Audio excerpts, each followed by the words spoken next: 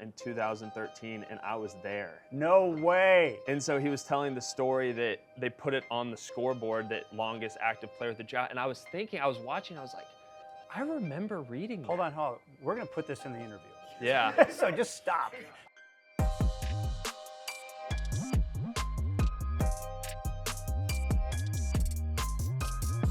John, let's talk about your baseball journey. Where and when did it begin?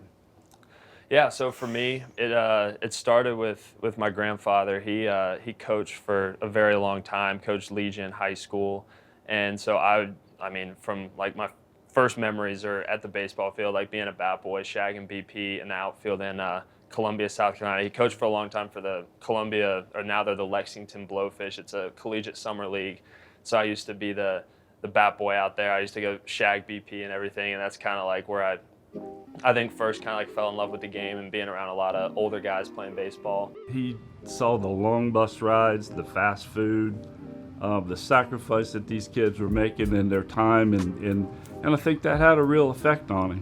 One of my stories, when I was actually pitching batting practice, and during the course of batting practice, Jonathan always went out and shagged in the field. He was probably 12, 13 years old. And I was throwing batting practice and I heard a thud, and all the boys said, "Coach P, you better come." And I turned around and Jonathan had caught a line drive. It come off his glove and hit him in his shin. And he was kind of laying out there. He didn't want to act how bad it was hurting him, but I knew it was hurting him. Took him in the dugout, put ice on it, and the little guy picked up his glove and went back out there. And those kids just, I mean, absolutely were giving him a standing ovation. I mean, they thought that was just the cat's meow. He just always had a love for sports. From the time he was a toddler all the way up through high school, he was involved in basketball, baseball, golf, you name it. Always outside, enjoying. On any given day, you would find him throwing a tennis ball against our house and playing catch, and then going out in the cul-de-sac with his friends and getting a game of baseball or kickball up. Your dad played college basketball. Mm-hmm. Grandfather was a baseball coach. Yeah. How did they help guide you as a baseball player? Yeah, I think the big thing, my dad was always big basketball, so I always played basketball growing up and everything. And so I think that background, the fact that he didn't really know anything about baseball when I first started playing, it all kind of came from my grandfather. So it was more of like the work ethic, the competitiveness, all that stuff. A lot of that stuff came from him. And so I joke with him that we always did not see eye to eye growing up, and it definitely caused some strife. But we were. How'd you guys not see eye to eye? Just, you don't ever want to be told what to do from your dad. Like, if it comes from your coach, it's fine, but if it comes from your dad, you're like, you don't know what you're talking about. And so it's funny now, then we look back on it and laugh, but he definitely instilled kind of like that work ethic and everything in me. And then my grandfather was all like, I still call him after starts and on a regular basis and talk baseball, and he's always curious about what they're doing now, like the technology, the analytics, all that stuff. It's not like you gotta do things the old way, or he's very open-minded with all that stuff and always wants to know like where the game's going. You have a name like Cannon, you're thinking, oh, you gotta be a pitcher, right? Yeah. Yeah, you would think. I used to like hitting a lot more. My first love was definitely like playing shortstop and playing infield and stuff and hitting. And then as I kind of grew up and started pitching, and then I kind of got to high school and the pitching kind of started to click for me a little bit. My mom and I took him to a baseball tournament. It was the 12 or 11-year-old state championship for Georgia. It was a really close game. They had runners on second and third, and the coach asked Jonathan if he could come in and pitch to a few batters. Got the first guy out. Second guy got up, he got 2 strikes on him, and everybody's cheering and saying, "Go Jay," and all this stuff. And Jonathan looked over at my mom and I when he got 2 strikes on the guy, and he just had a big smile on his face. And I knew right then that we were in business. Struck the guy out, game over, they won the state championship for their age group.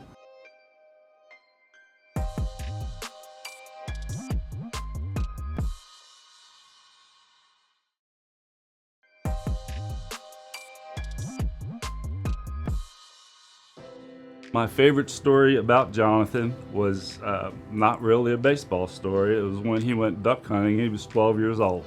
We have an annual jaunt to North Dakota. We go duck hunting. So on Jonathan's first experience going duck hunting, we have waders, we're standing in the water, and we were both sitting on a log. So anyway, he's walking back towards me. He fixed the duck blind, and he got his feet stuck in mud like they were about up to his shins, and he was looking at me, and he did a face plant in its slow motion. And I'll never forget the look on his face, and everybody in the pond was watching, and he was a good sport about it. We took him up to the car, cleaned him all up, and he went back hunting. So that's him. He's not going to give up. Well, so you were at Centennial High School. You went 5-2, 1.57 ERA your senior year. My question for you is, who was the offensive MVP of that team? That might have been me. It was you. You batted .369 with a .466 on-base percentage. You've got some hitting power as well. Yeah, I used to love hitting, and so that year I hit the ball pretty well and thought that I could maybe do it in college a little bit. And I tell this story. I got to campus and I was pretty much offered the opportunity to do both. And I remember, I'll never forget. So if Emerson Hancock's watching, he's with the Mariners now. I watched Emerson throw a bullpen, and I was like, no, yeah, I don't know if hitting might not be for me. And he went on to get picked 5th or 6th overall. And I was like, yeah, you know what? I think my best chance is on the mound. So you were in the Cape Cod League. What was that experience like? Because you're kind of a fish out of water. You're staying with a family, right? Yeah, so the Cape Cod League was, one of my favorite baseball experiences I've ever been a part of. So I went up there, stayed with a host family, and I still kind of keep up with that family. They're just incredible people. And I was in Orleans, and I think, I might be biased, but I think Orleans has some of the best fans. It's just very different from everything like you've ever seen. The field dimensions are all out of whack, and it's just like pure baseball. Like everyone's just there, like having fun. I remember going in the ocean. The ocean's just freezing cold up there, but having the best lobster rolls I've ever had up there. The food is great. I think if every baseball player in college, if the opportunity presents itself, should go up there because it's an unbelievable experience. So that period of his life, Jonathan grew up a lot. He didn't have any family. He had a bike. That was it. No car, no mode of transportation. And, it was a grind, and he loved every minute of it. And that was kind of a pivotal point for him, that he was on his own. He knew what he was doing every day, and he loved every minute of it. And it was kind of a reassurance. He was ready. He was now ready for whatever the future held. Big fastball upstairs. Second strikeout in this 5th inning for Cannon as he gets out of his first jam of the game. We get drafted by the White Sox after being at Georgia. What do you remember about draft day? Yeah, draft day was it was pretty rough for me. I thought for sure that I was going to be a day one pick, and thought I was definitely going to go in the 1st or 2nd round. So I kind of had my friends over, my family, everything, and just kind of picks 1 through 40 went, like nothing. 60 went, 70, and it gets to the end of the 2nd round, and I was still on the board. And I remember I did not sleep at all that night. I'm like, oh my goodness. Well, we were disappointed. Jonathan had a rough 4 or 5 games at the end of the SEC, and he would never say it, but he had a blister on his throwing hand, and he had a pulled muscle in his thigh. And he was the type of player that was not going to let his team down. He would not take the time off that he needed to let those things heal. Well, I believe that really hurt his draft prospect. But on draft day, when he didn't get drafted in the 1st or 2nd round in the 1st day, we didn't have a whole lot to talk about that night. He was obviously upset. He had thought he would go in the 1st day, and it was hard to not hear his name called. He was upset. So, of course, we felt that. In the morning, we all got together and I told him, I said, Jonathan, you're going to get a chance to play professional baseball. And you know that. And it's more about what you do when you get that opportunity than it is where you're drafted. I thought I for sure was going to get drafted, and ended up the next day, early on in the day, getting drafted by the White Sox. And I remember I was in my kitchen, but the way my kitchen is, you can't see the TV from the living room. And I was in my kitchen, I was talking to my agent, and said that the White Sox were gonna pick me, but I didn't know that they were like up next. Like I heard my name from the other room, and that was I like ran. I was like, wait. I was like, oh, I just got picked. Like that's cool. It happened really fast, quite honestly. We almost missed it on the TV, and happened super fast. And then right after his name was called for the White Sox, and we started looking, okay, where are the minor leagues? Where is he going? The coolest and biggest blessing that no one even realized is we live in Atlanta, and all of the teams were within driving distance to us. So it didn't matter if he was in single A, high A, double A, or triple A. It was like the perfect scenario for the family just to come around, love and support him, and be a part of that journey with him. Really impressive pitching for the Knights.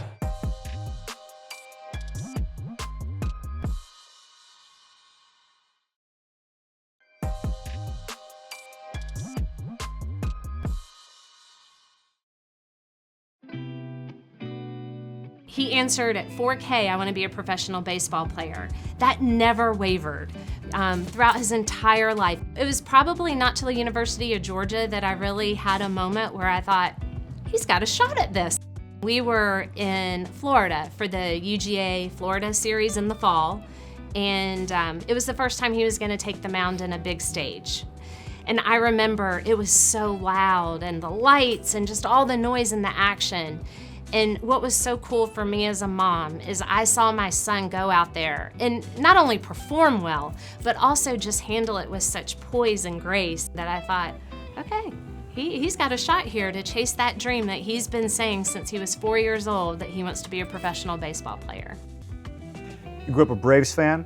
I did grow up a Braves fan. You're at a Braves game, you're a young kid, and there's this player who homered, but this person who homered ended up being the general manager of the White Sox. Can you pick up the story from there?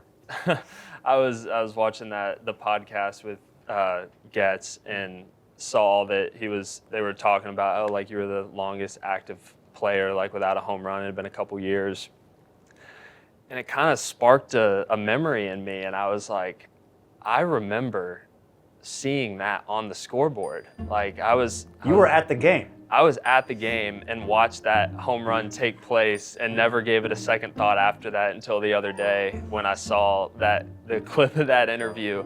And I was like, man, like I know I was at that game. And I like looked back on the MLB app, I'm like, yeah, like I was definitely at that game. Chris Getz is off to a 3:06 start.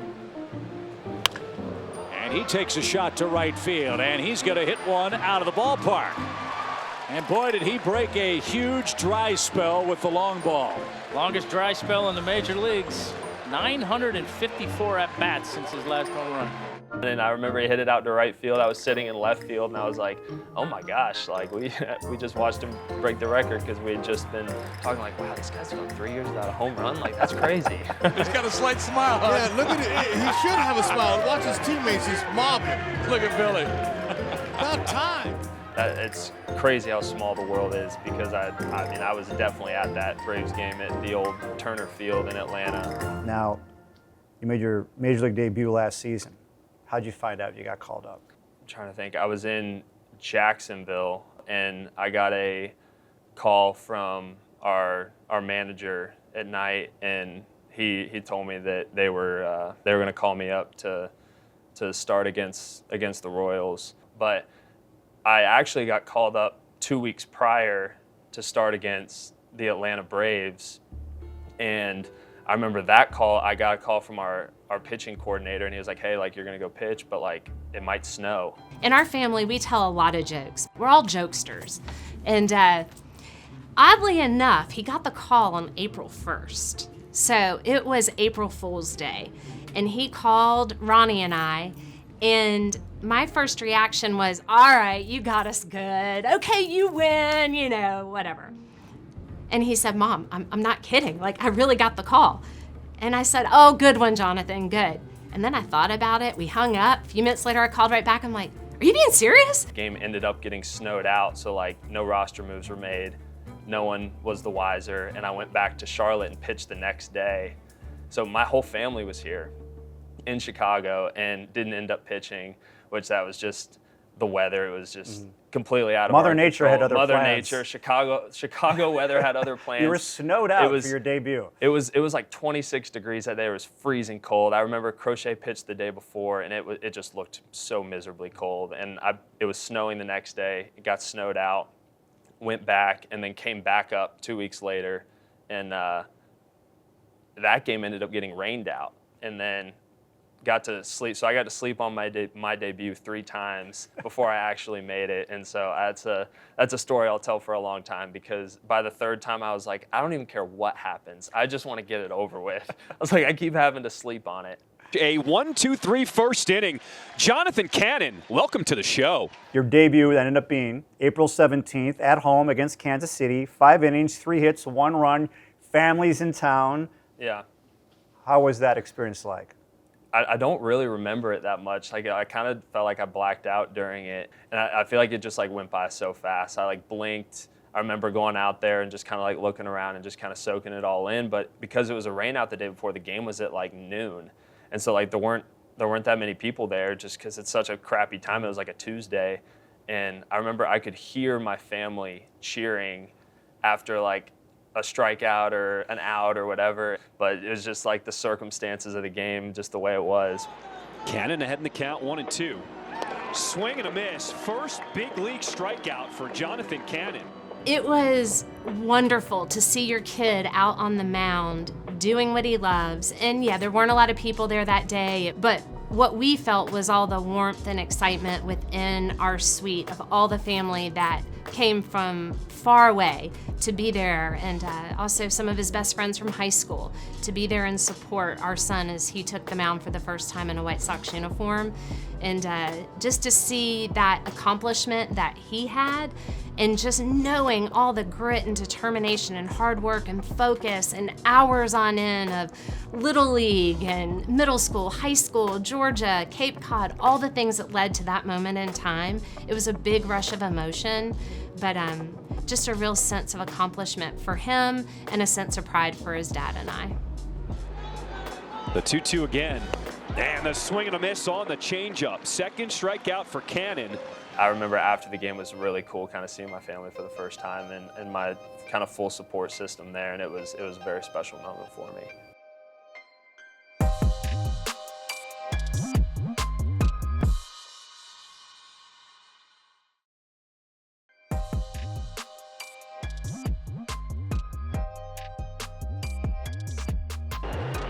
One-two.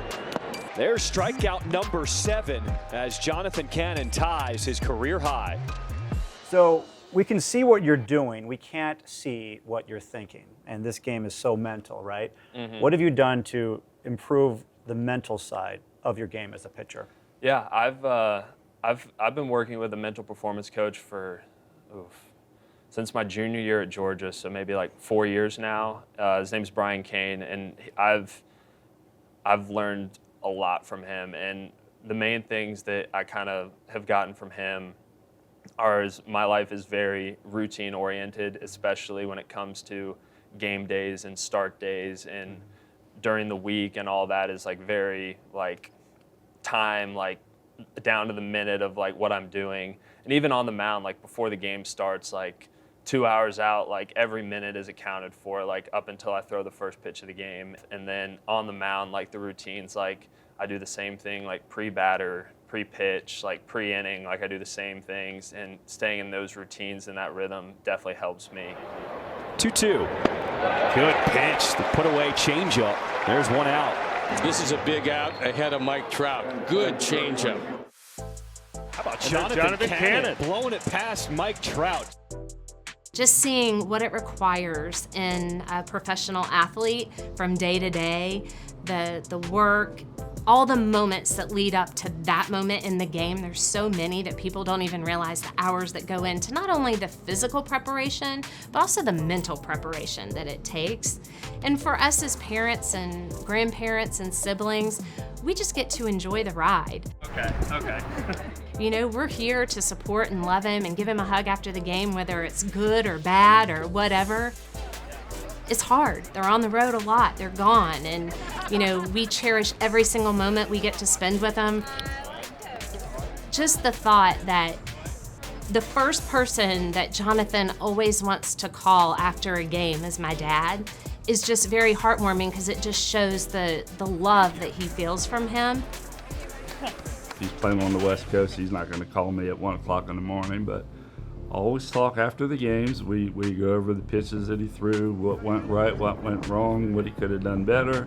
People way above my pay grade are helping him do a whole lot of things to get better at this league, but he still calls me and we talk. He knows that I'm going to be honest with him and let him know that things I think he could do better, and I'd like to think that he listens a little bit.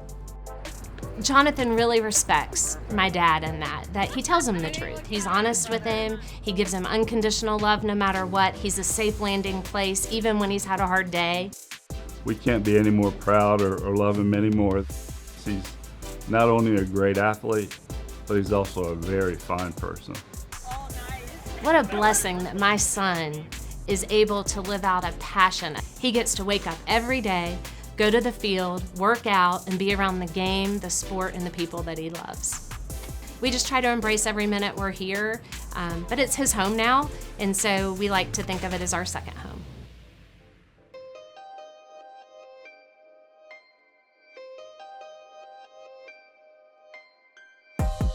Everybody was like jumping, and my mom cried. My dad at that point still talking to me. He just like, my mom said he was like way too happy. He just processing everything, you know.